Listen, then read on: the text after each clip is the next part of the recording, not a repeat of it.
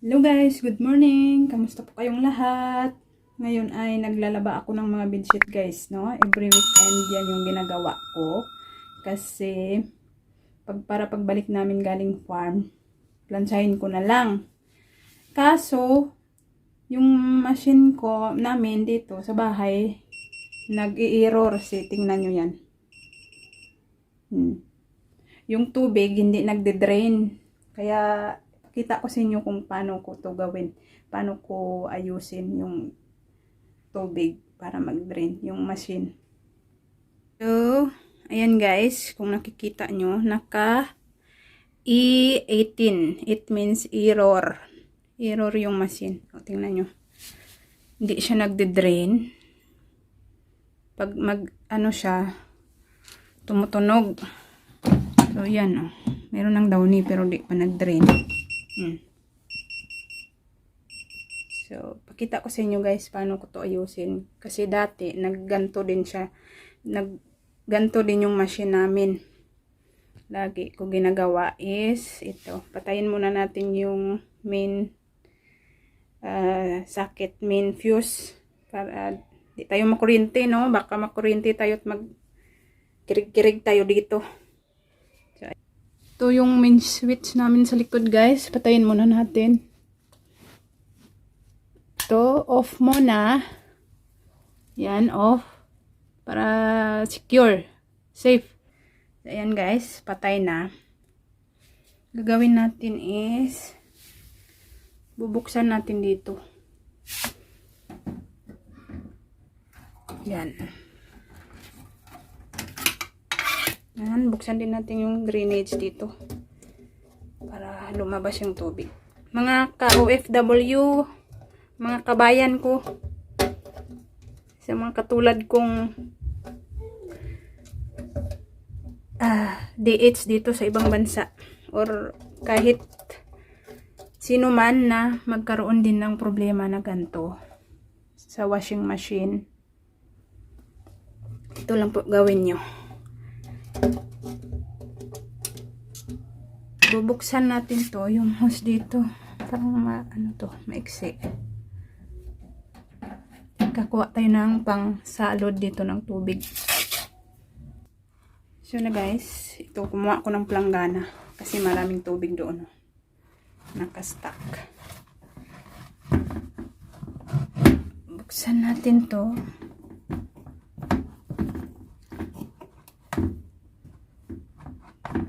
Matigas siya guys, matigas. Teka lang. So, ayan na guys. Malabas na yung tubig. Yan.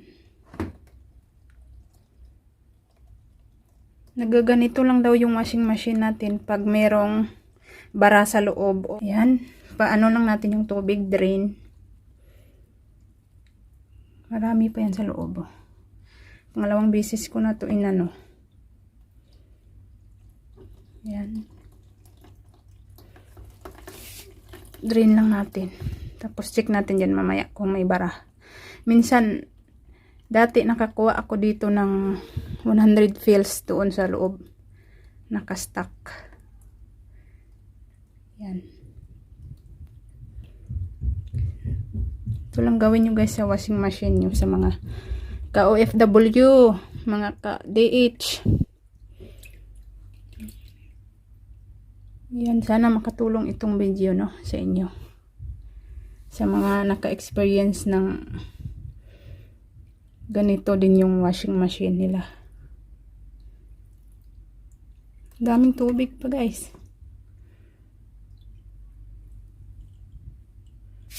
So ayan guys, puno na yung labador, medyo puno na yung palanggana.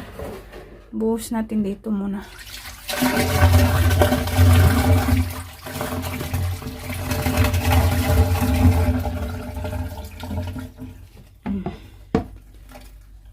Then, buksan natin ulit ito. Kasi meron pang natira. Tingnan nyo, ang dami pa. Yan. Ang daming dumi. Ang lalaki, oh.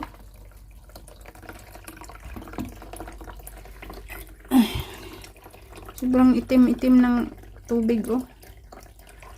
Ilang buwan na din kasi itong hindi nilinis dito. So, kasi every week ako maglalaba ng bedsheet. Ang mga alaga ko.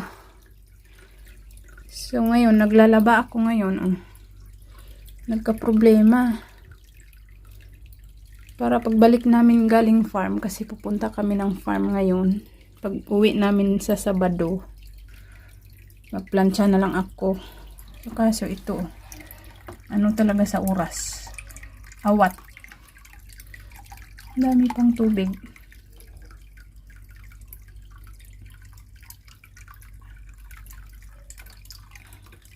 Yan, patayin natin ulit kasi puno na naman ulit yung palanggana.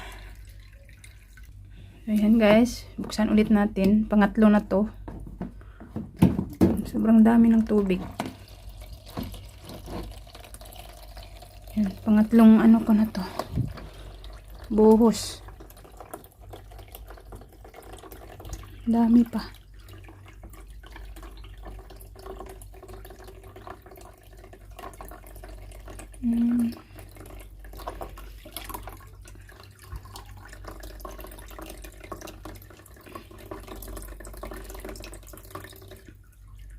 Daming tubig guys. Dami pang dumi. Drain lang to natin lahat. Tapos, move na tayo sa next step. Next step.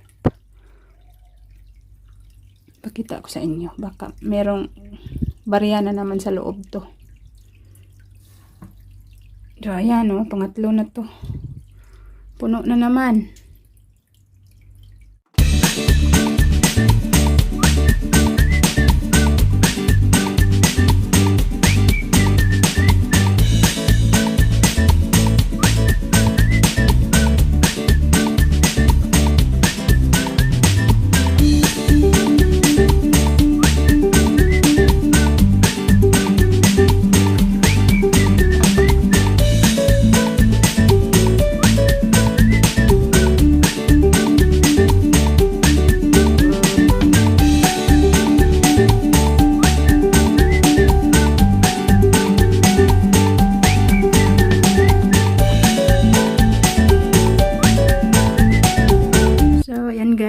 Naubos ko na yung tubig na i-drain.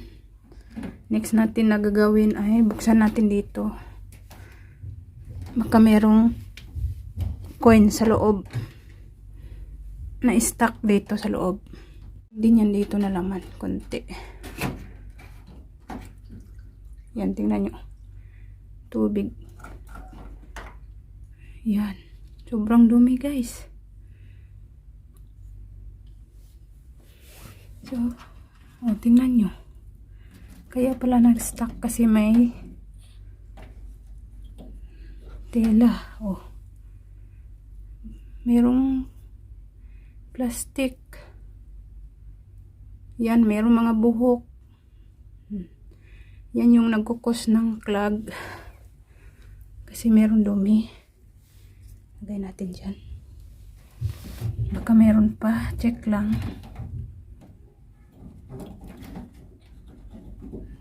So, ganyan lang guys. Kung mag-ayos kayo ng ano nyo. Pero magpaalam muna kayo sa amo nyo guys na ganyan sira.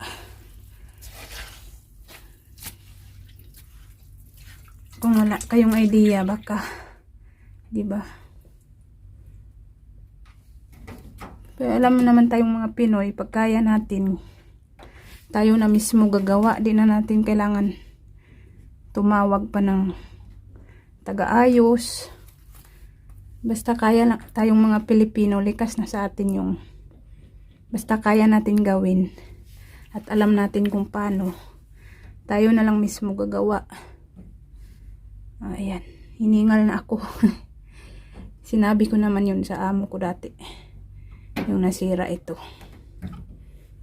Tinry namin na ayusin. Ayan. So, kaya ngayon, pag may problema yung machine namin, may idea na ako kung paano. So, ayan. Yun lang nakuha ko na dumi. Yung laki, oh. So, ayan lang guys. balik na natin to, tapos try natin ulit on yung machine. Ayan. Tapos ito, balik lang natin. Yan lang naman kasi problema pag may dumi sa loob. So, ayan. Yan. Balik natin yung takip.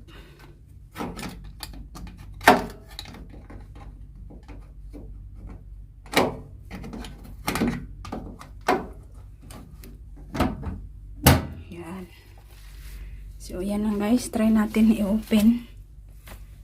Tingnan yung tubig. Ang dami.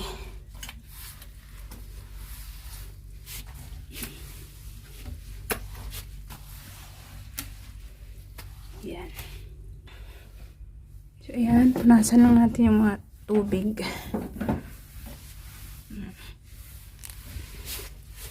Yan.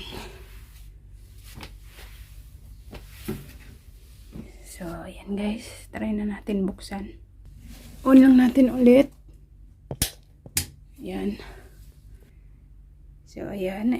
Yan na siya. Try natin ulit siyang empty spin na lang kasi ilang beses na to na ano.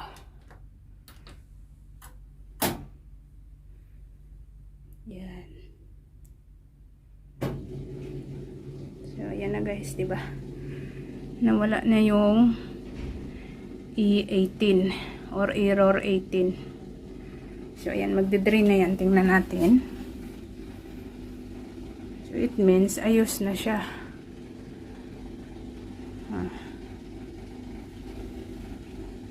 Try natin. Pero yung down hindi pa nababa.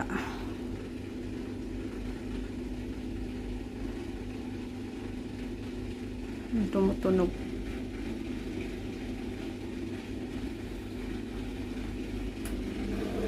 So, ayan na guys. As you can see,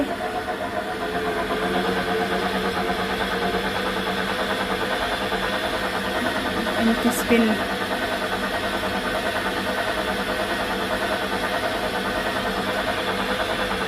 So, yan lang guys. Sana makatulong tong video na to sa inyo, sa mga ka-DH ko dyan, or kahit kanino man na may gantong problema ng washing machine. Sana makatulong tong video na to sa inyo guys. And thank you so much for watching. And God bless us all. Have a nice day. Bye-bye.